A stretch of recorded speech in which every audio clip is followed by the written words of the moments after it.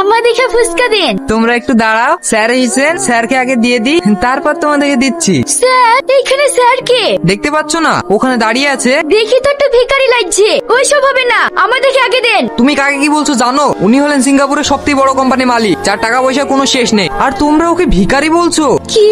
হ্যাঁ। এই, ও যদি এত বড় কোম্পানির মালিকই হবে, তাহলে ফুটপাতে দাঁড়িয়ে ফুচকা খাবে কেন?